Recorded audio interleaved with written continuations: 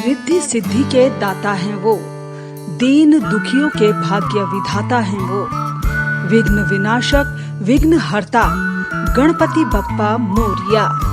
आप सभी को लोढ़ा बिल्डर्स की तरफ से गणेश चतुर्थी के शुभ अवसर पर हार्दिक शुभकामनाएं।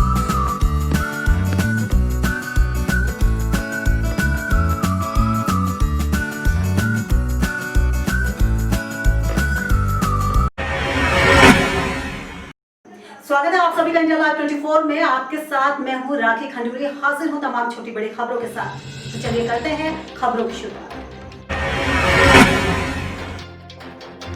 आज गणेश चतुर्थी है। हर जगह गणपति बप्पा के मंदिरों में विशेष पूजा अर्चना कर गणेश चतुर्थी मनाई जा रही है। हर घर में बप्पा विराजमान हो रहे हैं।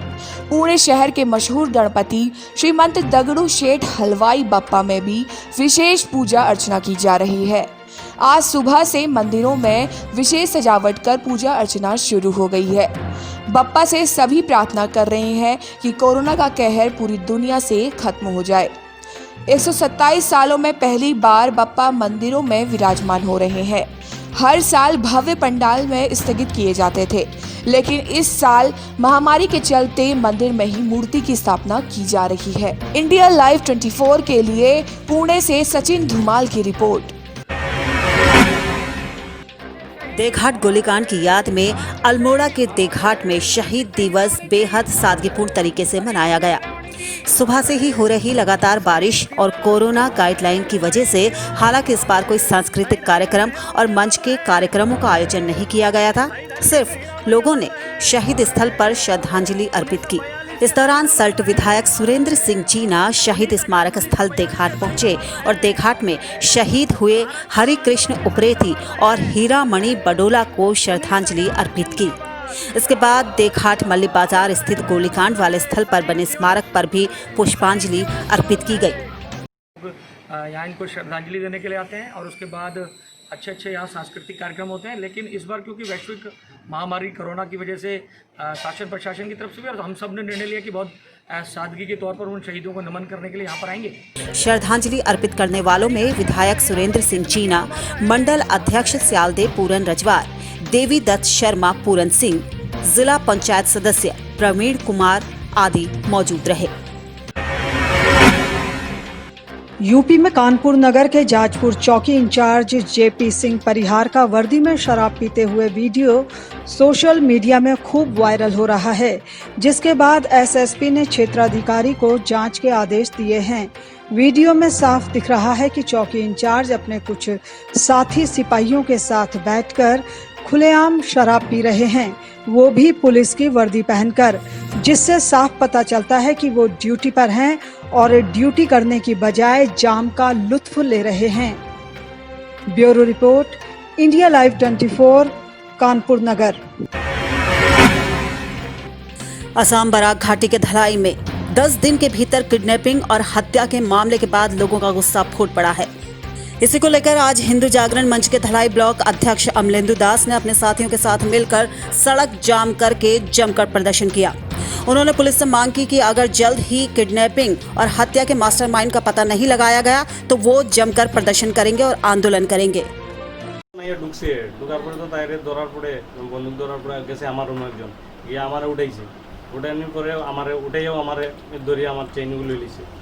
इंडिया लाइव 24 के लिए आसाम काछार से स्नेहांशु तालुकदार की रिपोर्ट। एक महिला के साथ हुए दुष्कर्म मामले में उत्तराखंड के काशीपुर में कांग्रेस कार्यकर्ताओं ने द्वारहाट के बीजेपी विधायक महेश नेगी के खिलाफ जमकर प्रदर्शन किया और विधायक के इस्तीफे की मांग की। प्रदर्शन कर रहे कार्यकर्ताओं ने बीजेपी सरकार का पुतला फूंका और जमकर नारेबाजी की। कांग्रेस कार्यकर्ता आरोपी विधायक के खिलाफ कार्रवाई करने की मांग कर रहे हैं। कांग्रेस कार्यकर्ताओं का कहना था कि अभी तक इस मामले में मुकदमा तक दर्ज नहीं किया गया है। एक तरफ तो बीजेपी सरकार बेटी बचाओ बेटी पढ़ाओ का नारा देती है, तो दूसरी तरफ बीजेपी नेता महिलाओं के साथ शर्मनाक हरकत को अंजाम दे रहे हैं। जी, इसमें जो द्वाराहाट के विधायक हैं महेश नेगी जी, उनके खिलाफ एक पीड़िता है जिसने शिकायत की है कि उसका लगातार 2 साल से बलात्कार हो रहा था और उसकी एक बेटी है जो भी वो कह रही है, आप सब न्यूज़ में उसको सुन रहे हैं। मेरे ख्याल से वो एफआईआर हुई या नहीं, मुझे उस बारे में अभी ज्ञान नहीं है, संज्ञान उसका लेना पड़ेगा। अगर वो उसको कोई शिकायत है और वो शिकायत अपनी करनी चाहती है तो उसकी एफआईआर दर्ज होनी चाहिए। जो उन्होंने एक लेडी के साथ किया वो बहुत ही शर्मनाक है और उसके साथ सख्त से सख्त कार्रवाई होनी चाहिए उनके अगेंस्ट। और फिलहाल इसी के साथ वक्त यहाँ पर एक बहुत ही छोटे से ब्रेक का है, लेकिन आप कहीं जाइएगा नहीं, हम जल्द हाजिर होंगे।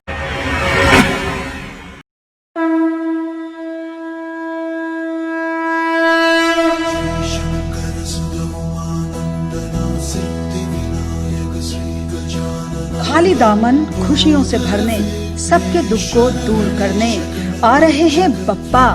गणपति बप्पा मोरिया, मंगल मूर्ति मोरिया।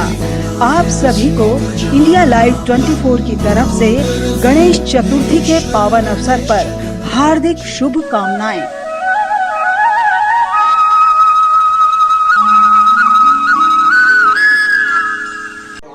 ब्रेक के बाद आपका स्वागत है। चलिए रुख अगले खबर का करते हैं। राष्ट्रीय मुख्यालय एक वेबिनार का आयोजन किया गया था जिसका शीर्षक है बेहतर world framework world scout program. Novel कोविड-19 महामारी Bharat scouts and guides national headquarter के इस दौर में युवाओं को डिजिटल रूप से जोड़ने के लिए तैयारी है। उसे बलिराम सिंह, शालिग्राम सिंह, ओपेन ट्रुप, गड़खा बसंत व सारण एडवांस स्काउट मास्टर आशीष रंजन ने इस प्रोजेक्ट को पूरा किया।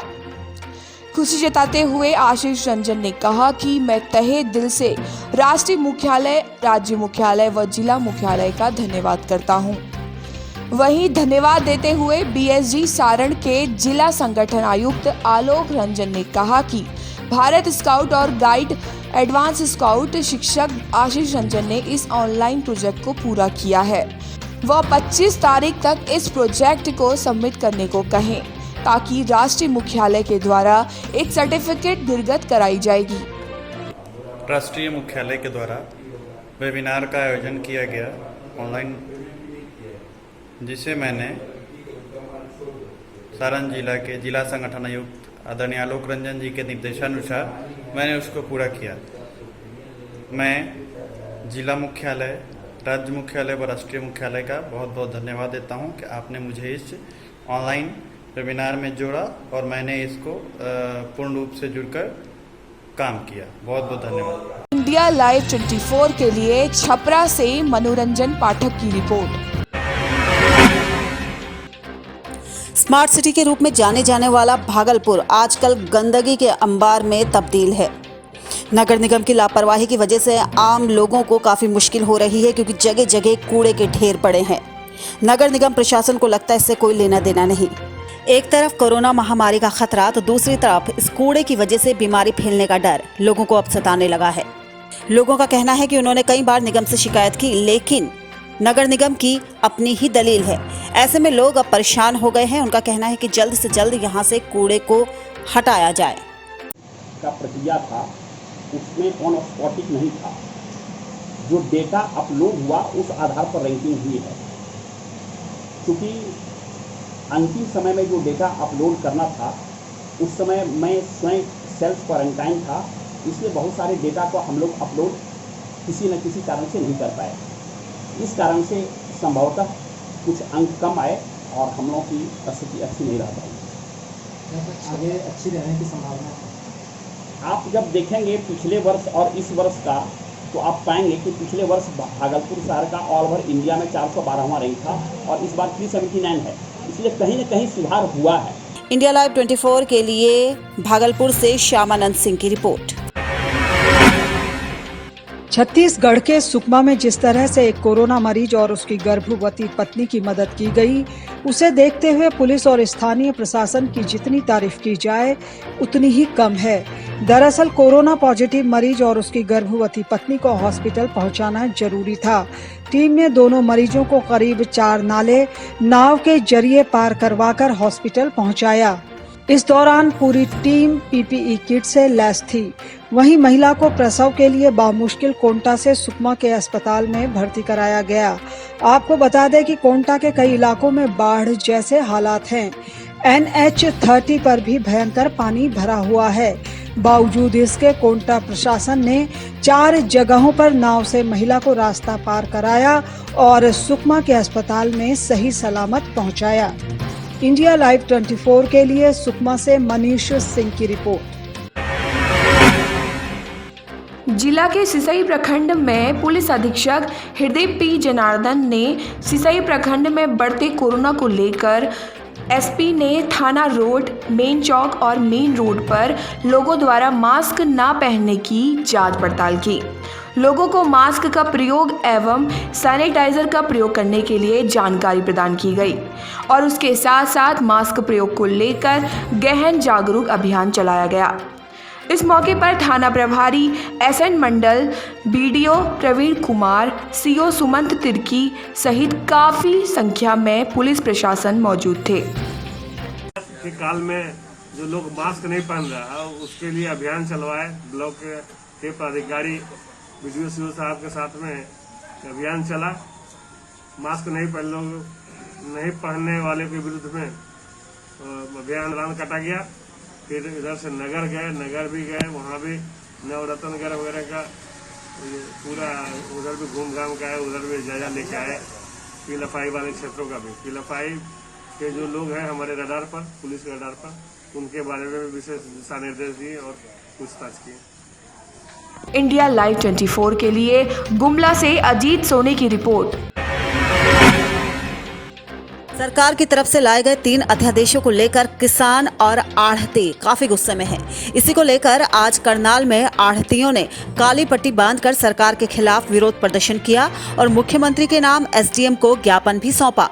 वहीं आढ़तियों और किसानों ने फैसला लिया है कि 10 सितंबर को कुरुक्षेत्र में एक बड़ी रैली की जाएगी और सरकार के खिलाफ आवाज बुलंद की जाएगी। ये ना तो ये किसान के हित में और ना ये आर्थिक के हित में। हम चाहते हैं कि अध्यादेश जो उन्होंने बनाए हैं ये इनको वापस किया जाए, क्योंकि इससे किसी का फायदा ही नहीं है। जब किसी का फायदा नहीं तो ये लाए किस लिए? जब करनाल, इसमें हरियाणा में, पंजाब में मंडी सिस्टम ऑलरेडी इतना अच्छा है, तो ये मंडिया से बाहर जो कहते हैं कि हम फसल लेंगे तो वहाँ पर कोई टैक्स नहीं होगा, क्या मतलब है इसका? ये सरकार सरासर फूड ग्रेन से भागना चाहती है। आपको बता दें कि इन अध्यादेशों के बाद से किसान और आढ़तियों में काफी रोष है और इसी का नतीजा है कि आए दिन दोनों मिलकर प्रदर्शन कर रहे हैं तो कभी मीटिंग कर रहे हैं। इनकी मांग है कि जो अध्यादेश सरकार लाई है उसे वापस लिया जाए। इन अध्यादेशों के जरिए आढ़तियों का मानना है कि मंडियां बिल्कुल खत्म हो जाएंगी। ऐसे में सरकार को इस पर विचार करना चाहिए। इंडिया लाइव 24 के लिए करनाल से सुभाष गुप्ता की रिपोर्ट।